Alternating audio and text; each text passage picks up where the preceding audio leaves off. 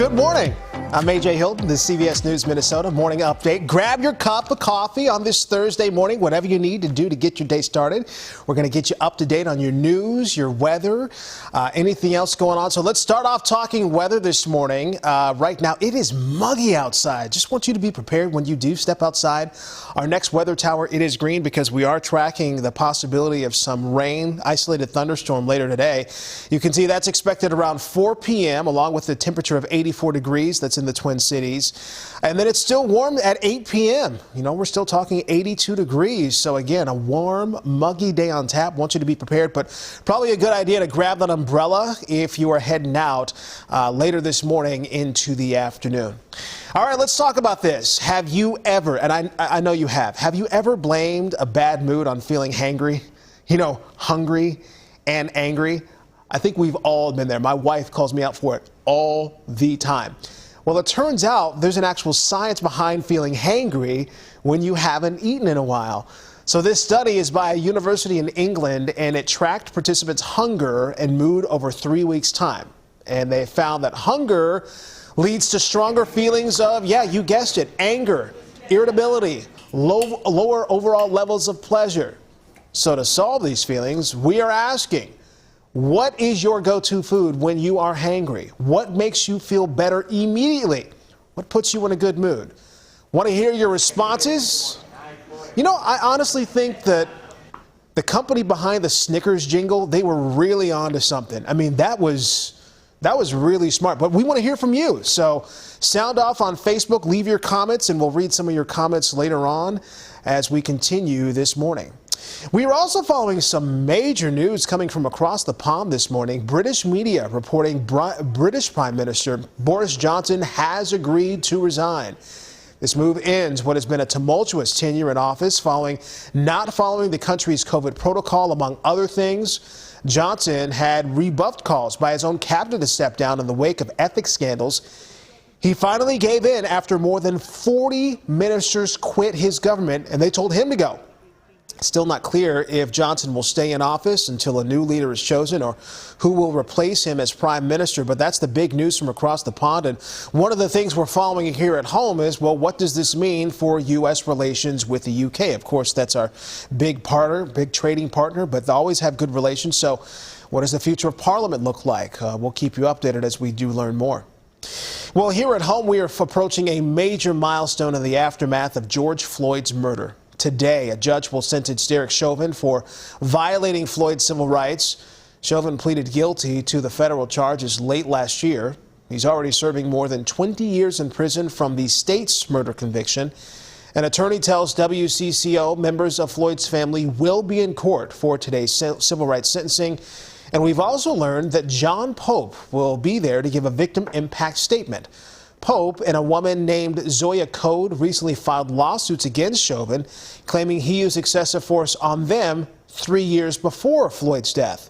Pope was 14 years old at the time. Of course, we will keep you updated on the judge's decision on TV and streaming on CBS News Minnesota. Well, after chaotic scenes of violence in Minneapolis for the 4th of July holiday, there are concerns from neighbors, and they're worried about Aquatennial, which happens in just 2 weeks from now.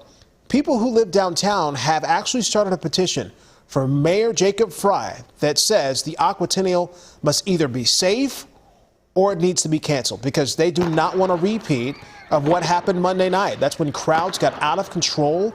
At least 9 people shot. I mean, think about fireworks being shot at each other, at cars, and at buildings. Well, at a press conference earlier this week, Mayor Fry called what happened unacceptable, but it didn't do a whole lot to ease the minds of some neighbors. NPD says at no time Monday night did officers request approval to use crowd control weapons. By the way, Aquatennial celebration, as I mentioned, it is less than 2 weeks away. We'll keep you updated on what the city plans to do to make sure if you're going down to Minneapolis that you feel safe. We got the clock ticking for Minnesotans to apply for pandemic bonus pay. The state says it already has more than 901,000 applications. Of course, these bonus checks are meant to thank the state's frontline workers for their service during the pandemic. Eligible employees could get right around $750. The state says it'll keep taking applications until Friday, July 22nd. Then there's an approval and an appeal period, but you run out of time. Again, the deadline, Friday, July 22nd. Listen to this. A recent scheduling glitch means a bigger payday for pilots for American Airlines. The pilots will get triple pay to fly trips that were dropped in the scheduling problem. They'll also get double pay for peak holiday periods.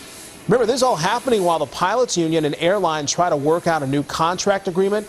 Still keeping tabs on what happens with Delta, too. Remember, just last week we had pilots picketing, and we know it did not impact services, but Delta and its union trying to get something worked out, too. It's another sign of times with the pandemic. People are spending less time at home, and video game sales are dropping. This is according to CNBC. Sales of video games have consistently grown since 2015, and the pandemic gave them an even bigger boost. But now, fear of the recession, supply chain issues, they're actually causing lower sales. How about that? It is one of the craziest competitions that is now underway in Spain. It always has us talking. Would you want to try and outrun a bull? Yeah, we're talking about the Bull Run Festival in Pamplona, Spain. Apparently, it's bigger than ever this year. You know, it took 2 years off because of the pandemic. Now, you're not looking at the running of the bulls. No, this is just a big party that's happening. They got balloons going everywhere, people drinking wine, jumping around. So apparently there's a fireworks show too, but the running of the bulls happens later. So you'll have to join us tomorrow, and we'll see what happens. Hopefully everyone stays safe for the running of the bulls. But yeah, would you try it? Let us know. I mean, I'm not going to do it, but hey, you do you. Let's get back to today's talker. Let's see what you're saying when it comes to hangry and what's your go-to food. So Bradley says, when I get hangry, I tend to turn to processed carbs such as chips and salsa or my favorite go-to Cheez-Its. Yes, processed carbs are the correct answer. We will accept that. Here's another comment. This one coming from Simon. If I'm super hungry and not in a good mood, but nothing can beat a frozen pizza from a grocery store, especially a 7th Avenue pizza.